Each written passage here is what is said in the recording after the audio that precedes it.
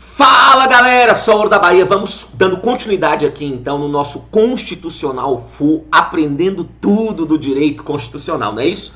Nós vamos falar agora um pouco sobre o artigo 2º da Constituição, que acaba sendo muito importante, porque esse artigo ele trata da tripartição, ou alguns chamam de separação dos poderes. Só que não é simplesmente pegar e analisar o artigo 2º. São poderes da União independentes e harmônicos entre si, o Executivo, o Legislativo e o Judiciário.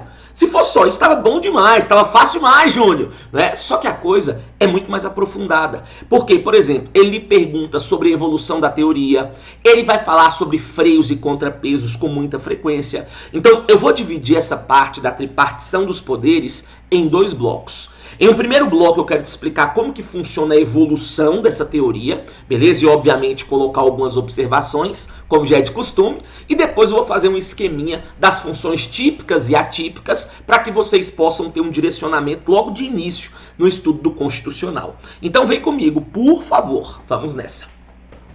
Nós vamos falar aqui então agora sobre a tripartição .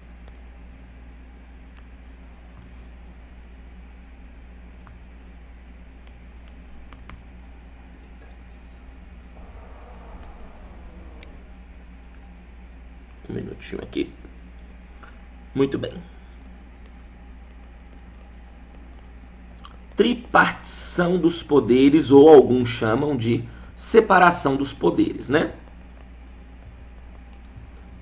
Muito bem. Então, nesse primeiro momento, eu quero conversar um pouco com vocês acerca da evolução da teoria.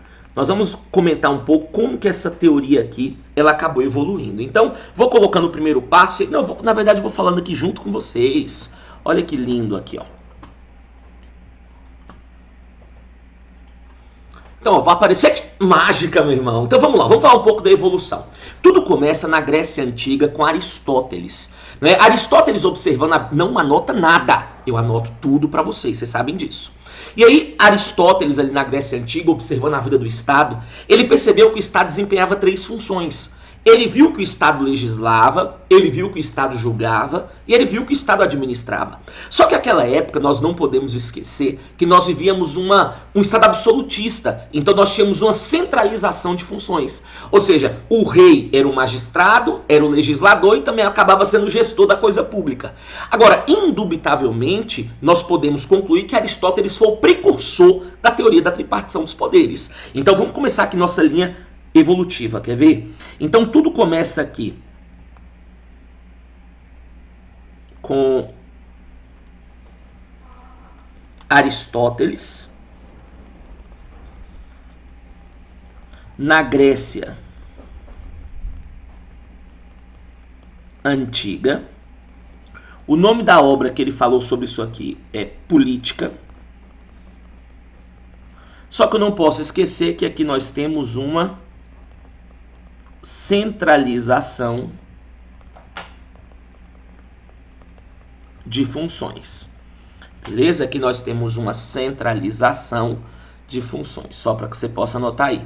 Então tudo começa com Aristóteles na Grécia Antiga, sua obra Política, centralização de funções, ok? Que eu não posso esquecer essa situação. Aí o que acontece?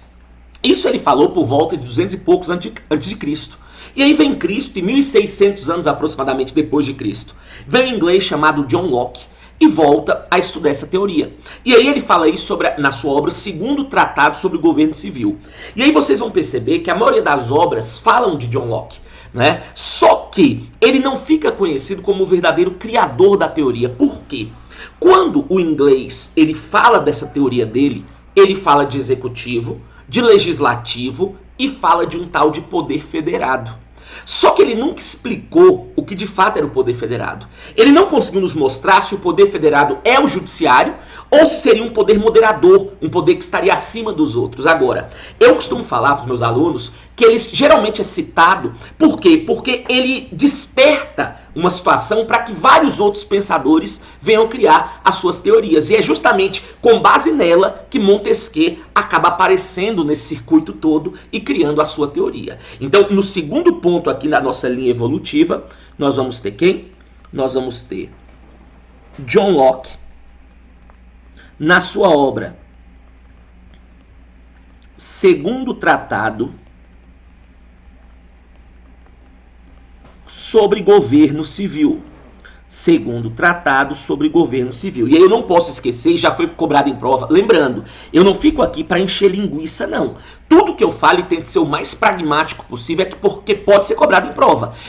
Por exemplo, eu já vi questão da ESAF, da afinada ESAF, colocando que na teoria de John Locke você tinha executivo, legislativo e judiciário. Mentira, não tinha judiciário na teoria dele. Então nessa teoria aqui você conhece quem? Você conhece o executivo, você conhece o legislativo e você tem aqui o poder federado. Cuidado então com isso, ok? E aí então, né, pouco tempo depois, né, vem, no caso, Montesquieu, né, mais precisamente em 1748. Em 1748, Montesquieu ele cria uma teoria que eu costumo falar que é uma teoria avassaladora, uma teoria muito além do seu tempo. Só para você ter noção, quando Gomes Canotilho, considerado por muitos o maior constitucionalista do mundo, ele fala de Constituição perfeita, ele fala que, dentre outras coisas, obviamente, para se ter uma Constituição perfeita, tem que ter a teoria da tripartição dos poderes de Montesquieu. Então foi uma teoria muito boa, indubitavelmente, só que não foi uma teoria perfeita. Ela teve alguns probleminhas que nós vamos conversar aqui, quer ver? Mas vamos lá. O terceiro, então, nessa nossa linha aqui é Montesquieu. Na sua obra O Espírito das Leis, de 1748. E aqui nós conhecemos a divisão tradicional: executivo,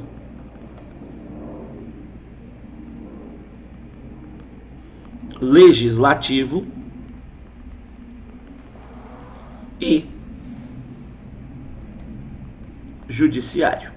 Executivo, legislativo e judiciário. E aí vejam bem, pessoal, ele falava uma situação que eu acho muito interessante, ficou por muito tempo na Constituição Francesa. Ele falava assim: um poder deve ser dividido por outro poder. Como assim? Os poderes eles precisam ser limitados um pelo outro, né? Um poder deve limitar o outro. Como assim? Segundo ele, não tem lógica você pegar as três funções primordiais do Estado, né? A função de legislar, de julgar e de administrar, e colocar nas mãos de uma mesma pessoa. Se o mesmo que legisla é o mesmo que julga e o mesmo que administra, nós vamos ter um governante onipotente. E se ele pode tudo, a última coisa que ele vai pensar é na sociedade. Primeiro, ele atende os seus caprichos, os seus interesses, e um segundo plano, olhe lá, ele vai pensar bem da sociedade. Então, segundo Montesquieu, pensando a bem do povo, essas funções elas devem ser segregadas, elas devem ser divididas. É aí que eu conheço o quê? Executivo, legislativo e judiciário. Agora, como eu falei, foi uma teoria muito além do seu tempo, uma teoria muito importante, porém não foi uma teoria perfeita. Essa teoria ela comete dois erros. Primeiro erro que essa teoria comete: ela não permite função atípica. Quando você não permite função atípica, você vai criar um problema. Vai criar um problema por quê? Porque se somente um exerce a função, né, vai ter uma certa, às vezes ali, predominância de um em detrimento do outro. Olha, eu posso tudo, não vou escutar o que você me fala. E o interessante não é essa disputa entre poderes, que já é o que acontece muito. Teria que ter uma forma de harmonizar essa situação. Segundo problema que nós vamos encontrar é que ele fala que os poderes são independentes. Ok, não tem problema, mas peraí.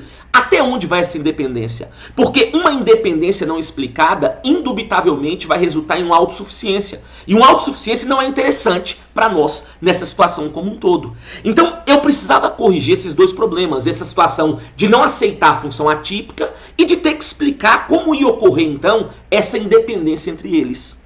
É aí que entra um americano não muito famoso, né, mas que acaba criando uma teoria interessante, que é a teoria dos checks and balances. Foi um cara chamado Bolingbroke, e aí ele cria essa teoria. Então vem cá, ó.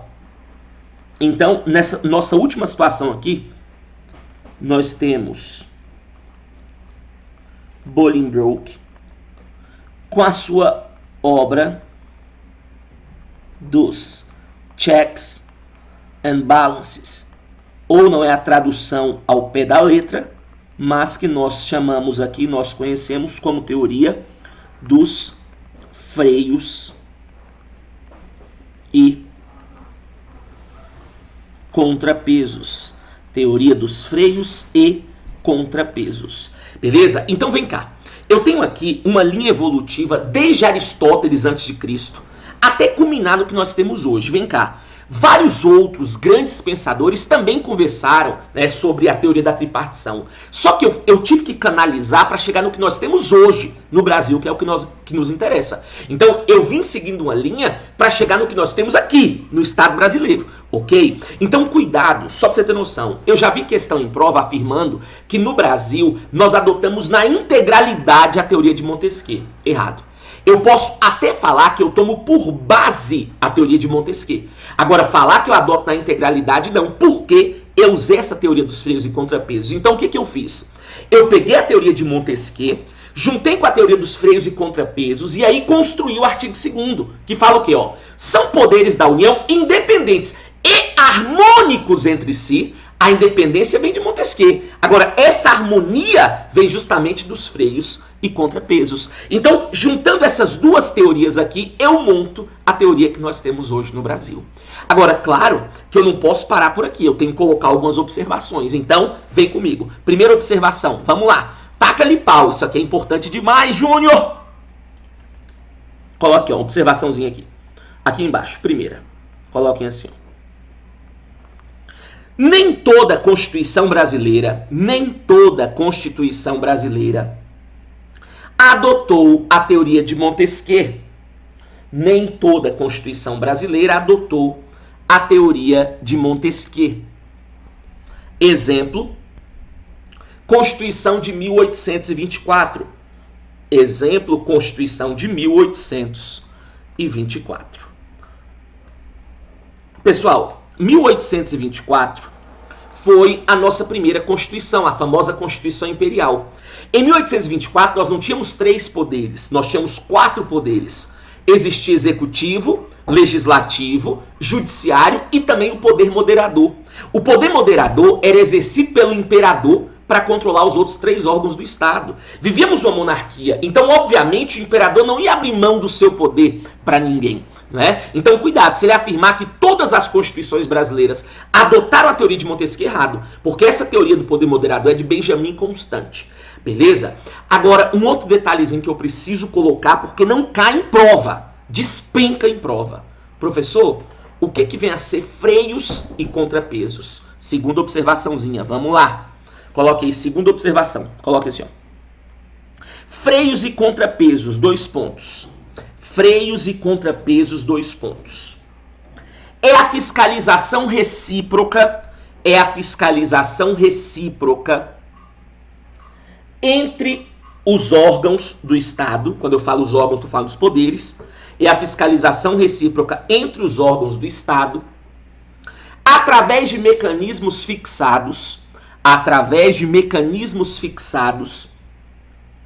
pela própria Constituição. Através de mecanismos fixados pela própria Constituição.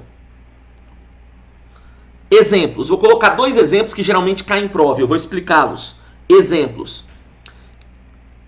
Criação de uma lei. E escolha de um ministro no STF. Esses 2 exemplos geralmente caem muito em prova. Então, olha aqui comigo, por favor. Vamos pensar na criação de uma lei. Como que você cria uma lei? Né? Não vou analisar aqui, obviamente, o processo legislativo, mas quero basicamente que você entenda uma lei comum, uma lei ordinária. Ela tem que ser aprovada nas 2 casas do Congresso, e aí é o Legislativo. Depois que o Congresso aprova essa lei, nós vamos mandar para o presidente para o que chamamos de deliberação executiva. Ou seja, cabe ao presidente sancionar ou vetar essa lei. Ele concorda ou não com a lei. Se o presidente sanciona, ele vai promulgar, publicar e essa lei vai entrar em vigor. Né? Agora, se lá no futuro eu percebo que essa lei fere a Constituição, ela tem que ser julgada inconstitucional. E isso, por sua vez, já é papel do Judiciário. Então, perceberam? Foi feita pelo Legislativo, passou pelo crivo do Executivo, mas pode lá no final morrer nas mãos do Poder Judiciário. Né? Outro caso muito importante, inclusive, né, vimos um caso em 2020 aí já de uma nomeação de um novo ministro supremo, na saída do ministro decano, que foi o Celso de Mello. Né? Como que você escolhe o ministro do Supremo? Analisando os requisitos do artigo 101 da Constituição Federal, o presidente da República, então, indica o nome. Ele faz parte do Executivo. Depois que ele indica, nós mandamos para o Senado e lá na CCJ, Comissão de Constituição e Justiça, é feito ali uma sabatina. Depois que esse nome é sabatinado na CCJ, eu mando para o plenário e ele tem que ser aprovado por maioria absoluta do plenário, ou seja, dos 81 senadores. Depois que esse nome ele é aprovado pelo Senado Legislativo, volta para o presidente da República, Executivo, ele vai o quê? Nomear. E em uma sessão solene, posteriormente no Supremo, ele toma posse e investe então ali no Tribunal Supremo, ou seja, no pretório excelso, ele vai tornar-se um ministro do STF e ali então ser um dos ministros da Corte Suprema do nosso estado. Então isso são freios e contrapesos, pessoal. É sempre que ocorre ali uma fiscalização de um com relação ao outro, beleza? E aí muito cuidado com essa outra observaçãozinha que eu vou colocar. Quer ver? Vem aqui comigo. Coloquei. Terceira e última observação. Segundo o STF, somente a Constituição Federal pode fixar mecanismos,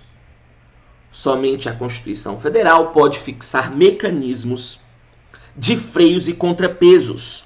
Somente a Constituição Federal pode fixar mecanismos de freios e contrapesos. Opa, isso aqui é importante demais. Olha aqui comigo, por favor.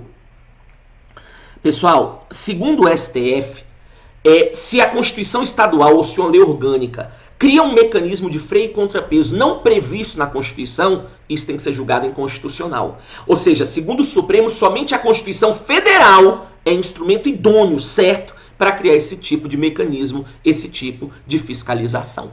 Beleza? Então, dessa forma, nós vimos um pouco a linha evolutiva, né, da tripartição dos poderes, desde Aristóteles até culminar no que nós temos hoje.